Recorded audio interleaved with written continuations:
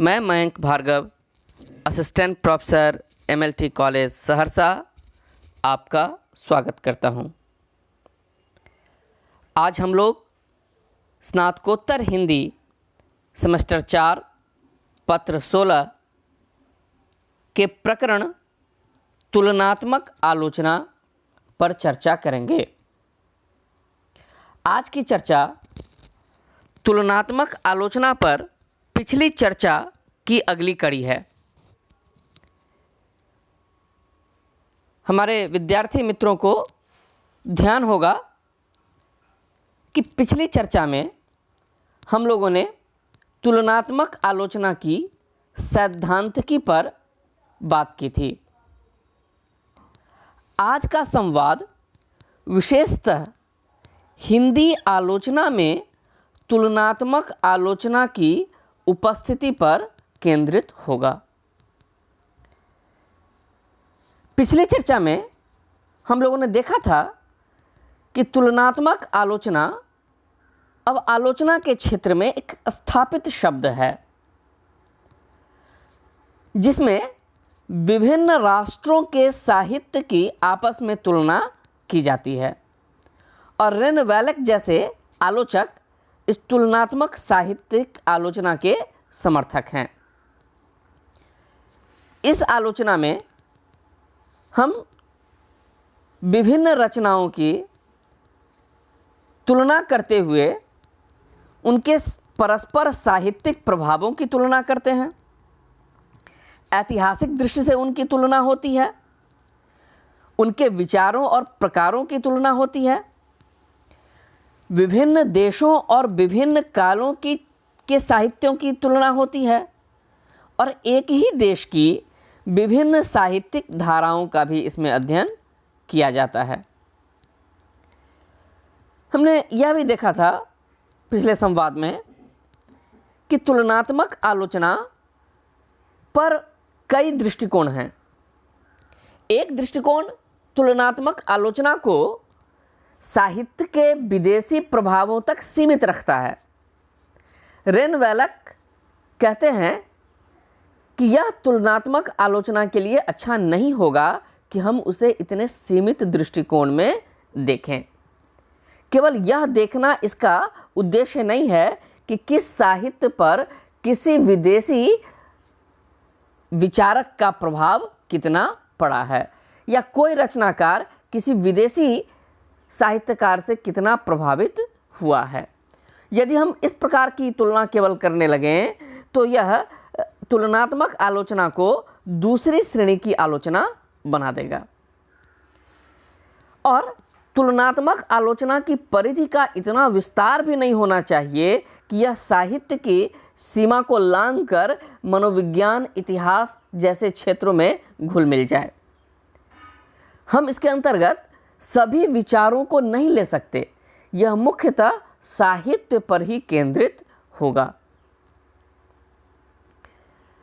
तुलनात्मक आलोचना से एक यह भी अपेक्षा की जाने लगी थी कि इस आलोचना के द्वारा नव मानववाद स्थापित होगा, यानी जब हम पूरे विश्व के साहित्य की परस्पर तुलना करेंगे तो एक साझे क्षेत्र में शायद हम सब लोग खड़े हो सकें। फिर रेन वैलक ने तुलनात्मक आलोचना के संबंध में यह कहा है कि इसकी मनोवैज्ञानिक और सामाजिक प्रेरणा में एक विरोधाभास है। यह विरोधाभास है कि जब इसका उदय हुआ तो राष्ट्रवाद की सीमित अवधारणा की प्रतिक्रिया में यह तुलनात्मक आलोचना आगे बढ़ी। ऐसे लोग इसके पीछे थे जो राष्ट्रों की सीमाओं पर खड़े थे। किसी एक देश में उनकी पढ़ाई हुई, किसी दूसरे देश में उनकी कर्म भूमि हुई और ये सब ऐसी तुलनात्मक आलोचना कर रहे थे जिसमें संकुचित राष्ट्रवाद की अवधारणा को तोड़ सकें। परंतु बाद में चलकर ठीक इसके विपरीत हुआ यह कि तुलनात्मक आलोचना की बुनियाद में देशभक्ति आ गई और इससे यह मनोवृत्ति बढ़ गई कि एक देश का अध्येता दूसरे देश के साहित्य की तुलना करते हुए यह साबित करने की कोशिश करते थे कि किसी देश विशेष ने दूसरे देशों पर अधिक से अधिक प्रभाव डाला है। यानी तुलनात्मक आलोचना को एक साम्राज्यवादी हथियार के रूप में इस्तेमाल किया जाने लगा, या इसे कहने लगे कि सांस्कृतिक प्रभुत्ववाद के हथियार के रूप में तुलनात्मक आलोचना का प्रयोग होने लगा। यह भी उचित नहीं था। और जैसा कि रेबेलियस ने कहा है कि आदर्श संसार लेनदारों और देनदारों के बिना होता है। यहाँ न हम यह देखते हैं कि किसने कितना लिया, किसने कितना दिया। फिर तुलनात्मक आलोचना को देखते हुए यह भी एक बात आई थी कि इस पर उंगली उठाई गई कि भाई जब हम किसी साहित्य को ही ठीक से नहीं जानते तो फिर हम दूसरी परिधि में कैसे जा सकते हैं। और कहा गया कि तुलनावादियों को अन्य क्षेत्रों में दखल देने का साहस नहीं करना है, वो दूसरे क्षेत्रों में दखल नहीं दे सकते। परंतु रेन बैलक ने फिर इसका उत्तर दिया था कि किसी भी प्रश्न का अध्ययन करना सबका अधिकार है। इस पर आलोचना हो सकती है, विशेषज्ञ इस पर उंगली उठा सकते हैं, पर उन्होंने यह बताया है कि विशेषज्ञता भी एक सीमित अवधारणा है। बहुत ज़्यादा पुस्तक सूची उद्धृत कर देना या बहुत ज़्यादा संदर्भ उद्धृत कर देना ही विशेषज्ञता नहीं है। तो तुलनात्मक आलोचक इस खतरे को मोल लेकर भी विविध साहित्यों की तुलना करता है। इस प्रकार तुलनात्मक आलोचना केवल तथ्यों की ही तुलना तक सीमित नहीं है, वस्तुतः मूल्यों और गुणों की तुलना महत्वपूर्ण है। और साहित्यिक इतिहासकार जाने अनजाने तुलनात्मक आलोचना का प्रयोग करते हैं। कोई भी साहित्यिक इतिहासकार होता है, वह अपने इतिहास ग्रंथ में सभी रचनाकारों को नहीं रख सकता, वह चयन करता है। स्वाभाविक है, जब चयन करता है तो परस्पर तुलना होती है कि किसी कवि को रखा जाए, किसी कवि को ना रखा जाए। तो वह चयन के सिद्धांत, चरित्र चित्रण और मूल्यांकन के आधार पर रचनाकारों को अपने ग्रंथ में स्थान देते हैं। तुलनात्मक आलोचना मनुष्य के भावों और विचारों का प्रतिबिंब है। इसमें साहित्य के विभिन्न विचारों, विभिन्न प्रकारों की आपस में तुलना की जाती है। और इस कार्य की पूर्ति के लिए तुलनात्मक आलोचक विभिन्न देशों, विभिन्न कालों या विभिन्न धाराओं के साहित्य की मानसिक एवं आध्यात्मिक प्रगति का भी अवलोकन करता है। एक देश की विभिन्न साहित्यिक धाराओं का अध्ययन तो तुलनात्मक आलोचना में होता ही है। साथ ही विविध साहित्य, विभिन्न देशों के साहित्यों की भी तुलना इसमें की जाती है और सब में एक संबंध ढूंढने की कोशिश होती है। तो स्वाभाविक है कि एक तुलनात्मक आलोचक को बहुज्ञ होना पड़ता है, उसे बहुत जानकारी होनी चाहिए, तभी तुलनात्मक आलोचना हो सकती है। और स्वाभाविक है कि इसमें समान वस्तुओं की तुलना अपेक्षित होती है कि किस साझी भूमि पर वह साहित्य अवस्थित है। तो और खासकर बाह्य बातों की अपेक्षा जब आंतरिक बातों की तुलना होती है, तो इसलिए तुलनात्मक आलोचना केवल साहित्यिक अभिव्यंजना का साधन नहीं है, वह मनुष्य के भावों और विचारों का भी प्रतिबिंब है। और जब यह तुलना आंतरिक होती है तो यह काम और भी कठिन हो जाता है। परंपरागत राजनीतिक या सामाजिक इतिहास के बदले इसमें विचारों के इतिहास पर जोर दिया जाता है और इस प्रकार यह सामाजिक चेतना के दर्पण के रूप में भी तुलनात्मक आलोचना सामने आती है। एक कवि के कई ग्रंथों के आधार पर विभिन्न विषयों की पारस्परिक तुलना हो सकती है, अथवा एक ही कवि की विभिन्न रचनाओं की तुलना हो सकती है, यह तुलना एक भाषा में हो सकती है या विभिन्न भाषाओं के रचनाकारों में हो सकती है। विषय, भाव, भाषा, शैली सभी दृष्टियों से यह तुलना होती है। हिंदी में यह तुलनात्मक आलोचना विशेषकर द्विवेदी युग में परिलक्षित होती है। हम जानते हैं कि द्विवेदी युग में ज्ञान की साधना पर विशेष बल दिया गया। इस युग के लेखक प्राचीन भारत के ज्ञान विज्ञान की खोज और पश्चिम के नए आलोक से अपने देशवासियों को परिचित कराना चाहते थे। इसलिए हिंदी में जो तुलनात्मक आलोचना हुई उसका संदर्भ समझना बहुत आवश्यक है। हिंदी की तुलनात्मक आलोचना द्विवेदी युगीन खास परिप्रेक्ष्य में देखी जानी चाहिए। द्विवेदी युग में एक साथ कई प्रवृत्तियां विकसित हो रही थीं। खुद जो हिंदी साहित्य सामने आ रहा था उस हिंदी के पीछे संस्कृत साहित्य, प्राकृत साहित्य, अपभ्रंश साहित्य की लंबी परंपरा थी। हिंदी में उस समय ब्रज भाषा और खड़ी बोली का द्वंद्व था। खड़ी बोली अपने आप को स्थापित कर रही थी और उस खड़ी बोली साहित्य की तुलना इस लंबी परंपरा से हो रही थी जो 1000 साल का इतिहास खुद हिंदी का था। और उसके पीछे अपभ्रंश, उसके पीछे प्राकृत, उसके पीछे संस्कृत, अर्थात जनता की जो तत्कालीन चित्तवृत्ति थी उसके पीछे संस्कृत, पाली, प्राकृत, अपभ्रंश, ये बहुत विस्तृत लंबी परंपरा थी।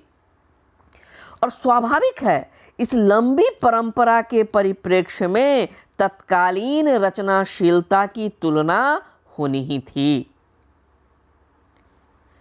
एक दूसरी प्रवृत्ति दिखाई दे रही थी फारसी और उर्दू की।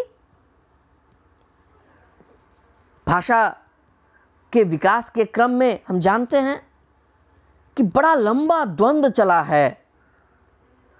एक तरफ फारसी की स्थापित थी अदालतों में शासकीय भाषा के रूप में, और दूसरी तरफ जो तत्कालीन नवजागरण आंदोलन था वह स्वत्व ग्रहण करने के उद्देश्य से देश की अस्मिता की रक्षा के लिहाज से हिंदी की स्थापना को आवश्यक मान रहा था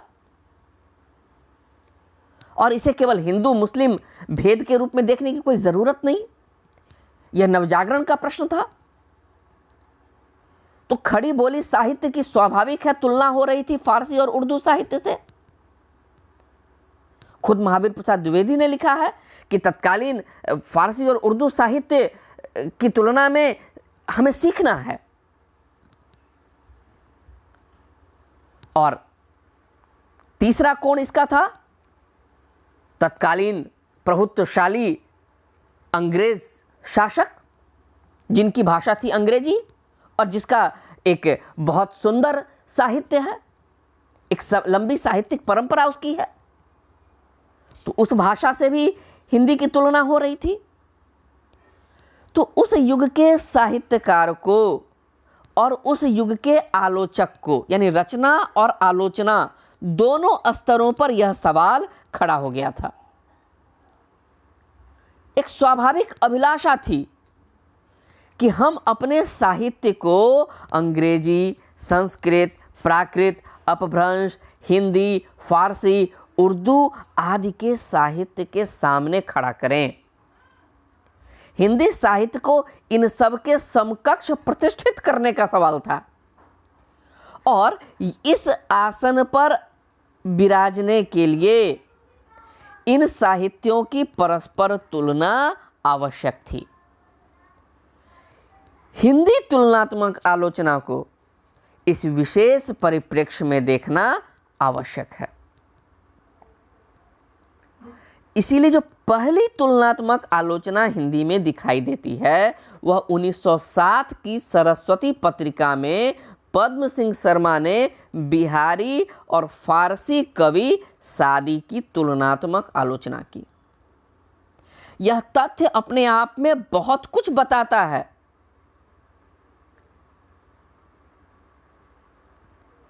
यहां हमें तुलनात्मक आलोचना का प्रारंभिक स्वरूप दिखाई देता है, परंतु यह तुलनात्मक आलोचना जोर पकड़ती है हिंदी में मिश्र बंधुओं से। इसीलिए तुलनात्मक आलोचना के पुरस्कर्ता कहे जाते हैं मिश्र बंधु। 3 भाई थे, गणेश बिहारी मिश्र, श्याम बिहारी मिश्र, सुखदेव बिहारी मिश्र, और सम्मिलित रूप से ये जाने जाते हैं मिश्र बंधुओं के नाम से। मिश्र बंधु विनोद इनकी प्रसिद्ध कृति है। खुद ये इसका उस पुस्तक का नाम पहले तो रखना चाहते थे हिंदी साहित्य का इतिहास, परंतु बाद में इन्हें लगा कि इतिहास लिखने की पात्रता इनमें नहीं है, क्योंकि उसमें भाषा विषयक तुलना ज़्यादा होगी और कवि गौण होंगे। और खुद बड़ी विनम्रता से इन्होंने कहा कि हमने इसका नाम हिंदी साहित्य का इतिहास रखना चाहा था, परंतु फिर वह नाम नहीं रखा, क्योंकि हम समझ रहे थे कि हम में इसकी पात्रता नहीं है। और बाद में चलकर रामचंद्र शुक्ल ने अपनी प्रसिद्ध शैली में इसे बड़ा भारी कविवृत्त संग्रह नाम दिया।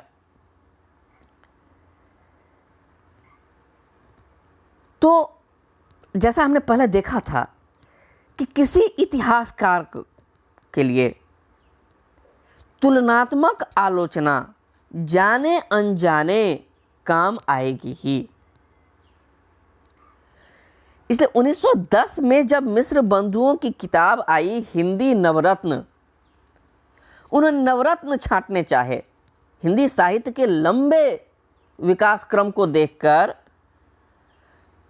बहुत बड़ा कार्य था यह नवरत्न, हिंदी के नवरत्न को का चयन और 9 कवियों की आलोचना का 9 कवियों का चयन किया। और वास्तव में हिंदी नवरत्न में फिर 9 तो रहे नहीं, 10 हो गए। त्रिपाठी बंधुओं नाम से एक रखा गया और तब जाके ये नवरत्न नाम सार्थक हुआ, अन्यथा कवि हैं उसमें 10। और उस पर उन्होंने फिर रचनाकारों की श्रेणियां निर्धारित की। सबसे ऊपर रखा नवरत्न की श्रेणी, फिर मतिराम की श्रेणी, दास कवि की श्रेणी, पद्माकर की श्रेणी, तोष की श्रेणी, साधारण श्रेणी और फिर हीन श्रेणी। स्वाभाविक है कि जब यह तुलना उन्होंने की तो इसके पीछे बहुत वैज्ञानिक आधार नहीं था। रुचि के आधार पर यह तुलना ज़्यादा होती थी। खुद उन्होंने लिखा है कि हम पहले मतिराम को भूषण से बहुत अच्छा कवि समझते थे, पर पीछे से इस विचार में शंका होने लगी। और इस पूरे प्रकरण का बड़ा सुंदर चित्रण किया है विश्वनाथ त्रिपाठी ने अपनी किताब हिंदी आलोचना में। इस पूरे परिदृश्य को देखने के लिए वह किताब पढ़ने योग्य है, हिंदी आलोचना विश्वनाथ त्रिपाठी। तो लिखा है उन्होंने कि पहले हम मतिराम को भूषण से बहुत अच्छा कवि समझते थे, पर पीछे से इस विचार में शंका होने लगी और उस समय हमने भूषण और मतिराम के एक एक छंद का मुकाबला किया। तब जान पड़ा कि मतिराम के प्राय 10 या 12 कवित्व तो ऐसे रुचिर हैं कि उनका सामना भूषण का कोई कवित्व नहीं कर सकता और उनके सामने देव के सिवा और किसी भी के भी कवित्व ठहर नहीं सकते। पर मतिराम के शेष पद्य भूषण के अनेक पद्यों के सामने ठहर ही नहीं सके। इसी प्रकार भूषण को केशव दास से मिलाया तो भी भूषण की ही कविता में विशेष चमत्कार दिख पड़ा, और तब हमने बिहारी लाल से मिलाया पर उन कवि रत्न के सम्मुख इनके पद्य ठहर न सके। और यह तुलना केवल पद्य पढ़कर ही नहीं की गई, वरन प्रत्येक पद्य को नंबर देकर मनोहर पद्यों की संख्या और प्रति सैकड़े उनका औसत लगाकर सब बातों पर कई दिन तक ध्यानपूर्वक विचार करने के उपरांत की गई थी। यानी बहुत सारे कवियों की तुलना करते थे, एक कवि के पद का दूसरे से मुकाबला करते थे और फिर अपनी रुचि के अनुसार ऊपर नीचे रखते थे। और फिर लगा कि भाई नहीं, कबीर को भी रखना है नवरत्न में, तो भूषण और मतीराम को इन्होंने त्रिपाठी बंधु के नाम से रख दिया और हिंदी नवरत्न नाम सार्थक रहा। तो मिश्र बंधुओं ने नवरत्नों में देव को बहुत बड़ा कवि माना था। वास्तव में वह तो देव को सूरदास और तुलसीदास के मुकाबले का कवि समझते थे, परंतु सूरदास और तुलसीदास तो महात्मा थे। इसलिए खुद मिश्र बंधुओं ने लिखा कि देव के बारे में वो कहते हैं कि इनको किसी कवि से न्यून कहना इनके साथ अन्याय दिखाई देता है। सिवा गोस्वामी तुलसीदास और महात्मा सूरदास के, इन दोनों महात्माओं के और किसी तृतीय कवि की तुलना देव जी से कदापि नहीं की जा सकती। और इस पर विश्वनाथ त्रिपाठी चुटकी लिखते हुए लिखते हैं कि स्पष्ट है कि तुलसी और सूर की रक्षा उनके महात्मापन ने की, उनकी कविता ने नहीं। उनका जो समाज पे प्रभाव था, शायद इस कारण देव को तीसरे नंबर पर रखना स्वीकार्य हुआ मिश्र बंधुओं को।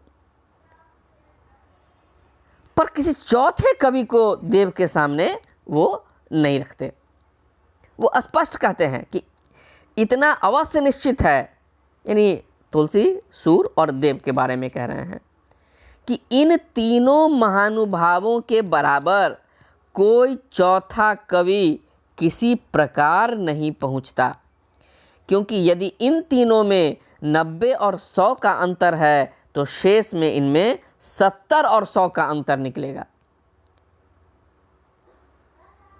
अब तुलसी सूर तो महात्मा थे,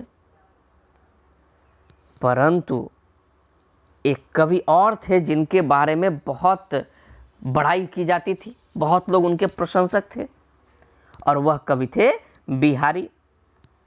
तो तुलसी सूर तो महात्मा होने के कारण बच गए, पर बिहारी और देव को लेके झगड़ा शुरू हुआ। कृष्ण बिहारी मिश्र ने एक किताब लिखी, देव और बिहारी। स्वाभाविक है कि मिश्र बंधुओं ने भी देव को बढ़िया स्थान दिया था, और कृष्ण बिहारी मिश्र भी मिश्र बंधुओं के अनुसार देव को ही बिहारी से ऊपर मानते हैं। वह भी बिहारी की तुलना में देव को श्रेष्ठ कवि मानते हैं। दोनों के काव्योत्कर्ष की विवेचना उन्होंने की, देव और बिहारी की। मिश्र बंधुओं ने तो बहुत विस्तृत तुलना की थी, परंतु वह इतिहास ग्रंथ का हिस्सा था। अब बात शुरू हुई इन दो विशेष कवियों पर, देव और बिहारी, और स्पष्ट रूप से कृष्ण बिहारी मिश्र ने देव को बिहारी से बड़ा कवि बताया। उनका मानना है कि हमारी राय में देव जी श्रृंगारी कवियों में सर्वश्रेष्ठ हैं। अनेक स्थलों पर भाव समानता में बिहारी लाल देव तथा अन्य कवियों से दब गए हैं। उन्होंने बिहारी को स्पष्ट दबा हुआ माना देव की तुलना में, और देव का विरह वर्णन भी बिहारी के विरह वर्णन से किसी प्रकार न्यून नहीं है। इस प्रकार स्पष्ट तौर पर उन्होंने देव को बड़ा कवि माना। और कृष्ण बिहारी मिश्र ने जो एक किताब लिखी है रसराज,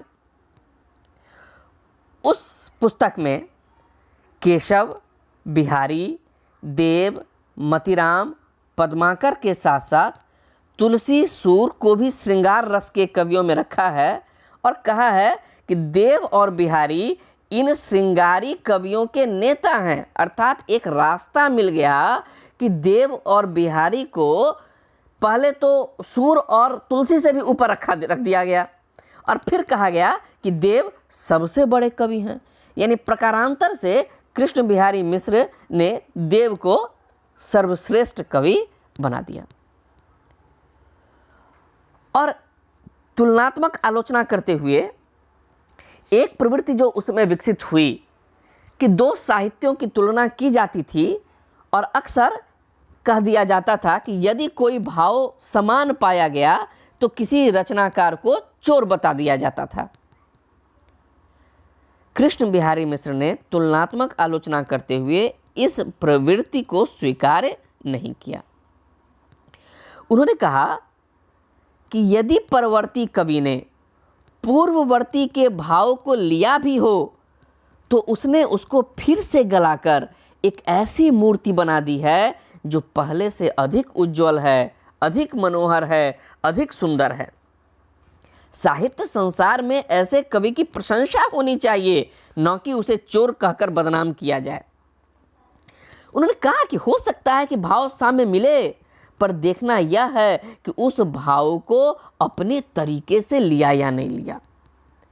यदि ऐसी मूर्ति बना दी जो पहले से अधिक बेहतर है तो उसकी प्रशंसा की जानी चाहिए। और उन्होंने भाव सादृश्य की 3 कोटियां रखी। पहला सौंदर्य सुधार, दूसरा सौंदर्य रक्षा और तीसरा सौंदर्य संहार। यानी कोई कभी कहीं से कुछ लेता है और उसमें सुधार करके उपयोग करता है, पहली कोटि का है सौंदर्य सुधार।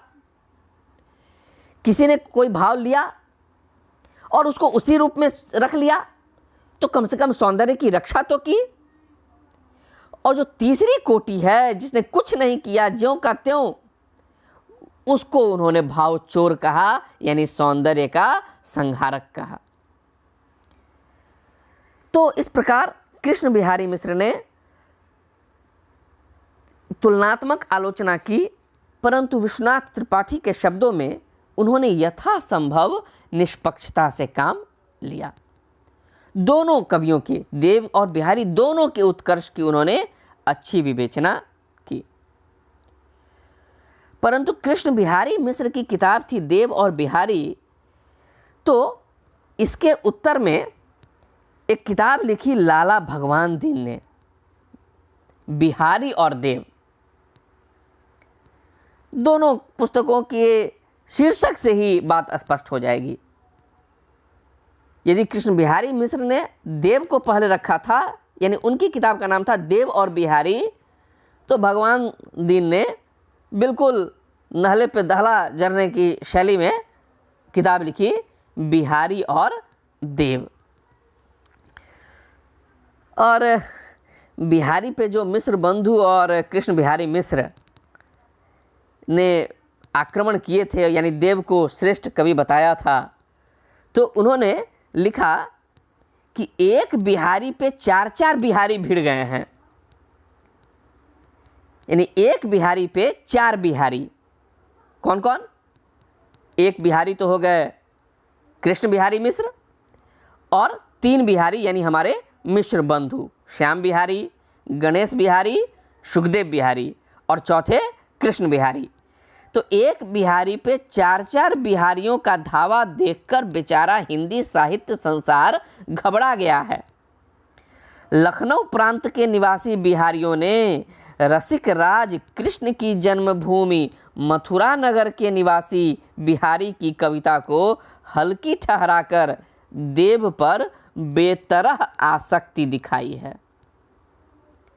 और ये जो आक्रमण हुआ बिहारी पर, तो उनकी रक्षा के लिए सामने आए लाला भगवान दीन।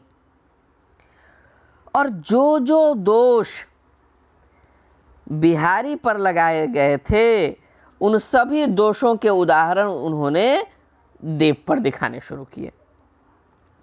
जैसे कृष्ण बिहारी मिश्र ने बिहारी के चरित्र पर संदेह किया, तो लाला भगवान दीन ने देव के बारे में लिखा कि वह धन लोलुपता के कारण द्वार द्वार देश देश मारे फिरते थे।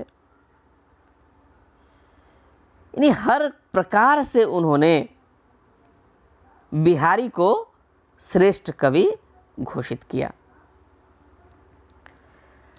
देव और बिहारी के विवाद में पद्म सिंह शर्मा जैसे सहृदय विद्वान भी शामिल थे।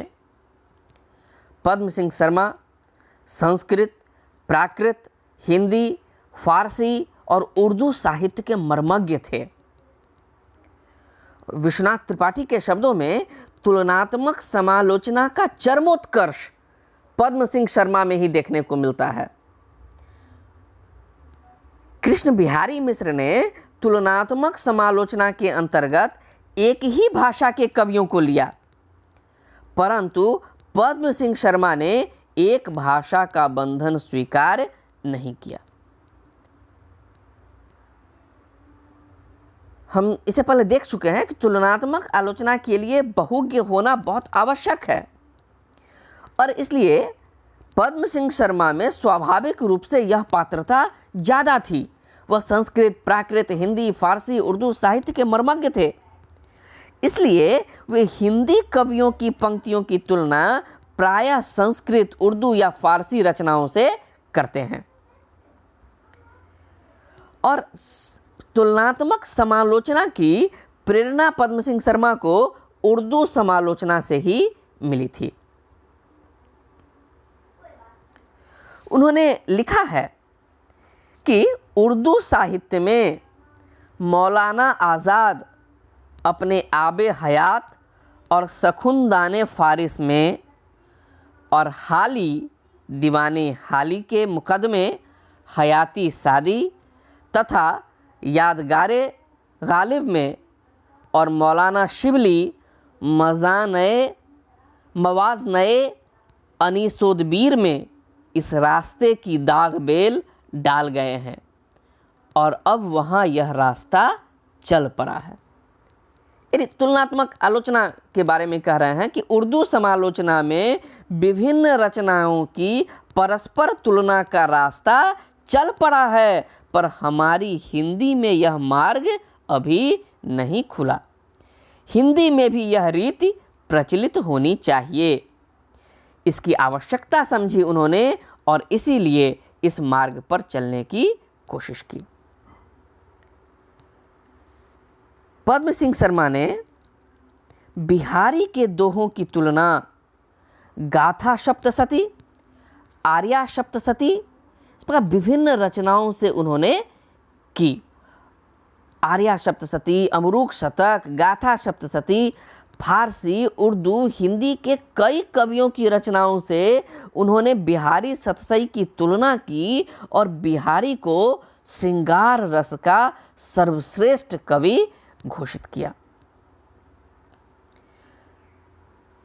बिहारी के कई दोहों में जो भाव आए थे, उन्होंने कहा कि ये दोहे, और ठीक उस दोहे पर बात करते समय एकदम उसी भाव की पंक्तियां वो उद्धृत कर देते हैं। ये उनकी बहुत खास विशेषता है। और उन्होंने कहा कि ये भाव दूसरे साहित्य में पहले आ चुके हैं, लेकिन फिर साबित किया कि बिहारी सातवाहन या गोवर्धन से 19 नहीं 20 हैं, क्योंकि उस भाव को उन्होंने समृद्ध किया है। उनके ही शब्दों में कहें, पद्म सिंह शर्मा के शब्दों में कहें तो उन्होंने मजमू छीन लिया है, यानी उन्हीं बातों को लेकर उनमें नवीन भाव भर दिए हैं। यानी भाव साम्य तो है, पर उस भाव को ज़्यादा अच्छे तरीके से बिहारी ने लिखा है, इसीलिए बिहारी ने मजमू छीन लिया। ये जब हम तुलना देख रहे हैं तो कहना होगा कि इस प्रकार तुलनात्मक आलोचना का एक साहित्य तो बना।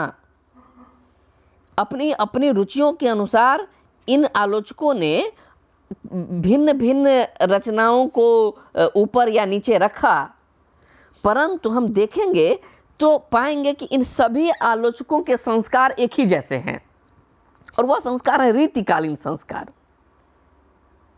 दो कवियों की कविता की आलोचना करते समय ये प्रायः उनमें जो छंदों का प्रयोग होता था, अलंकार, शब्द शक्तियाँ, भाव या नायिकाओं का जो वर्णन होता था, उनकी तुलना करते थे, और उस तुलना करके या बड़े या छोटे का निर्णय करने लगे। तुलनात्मक आलोचना और निर्णयात्मक आलोचना में अंतर है। यहाँ तुलना करना श्लाघ्य है, पर निर्णय देना आवश्यक नहीं। पर जो तत्कालीन तुलनात्मक आलोचना हुई हिंदी में, उसमें प्रायः बड़े छोटे का निर्णय होने लगा, और यह तुलनात्मक आलोचना के लिए बहुत स्वस्थ प्रवृत्ति नहीं कही जा सकती। इसमें जो बाहर हम पहले भी देख चुके हैं कि बाहरी तुलना से आंतरिक तुलना महत्वपूर्ण है। देव और बिहारी की जो तुलना हुई, बड़ी धूमधाम से ये तुलना हुई, बहुत एक प्रवृत्ति ही चल पड़ी, परंतु यह कहना होगा कि इसमें जो बड़े छोटे की जो प्रवृत्ति हो गई, यह अवैज्ञानिक पद्धति थी।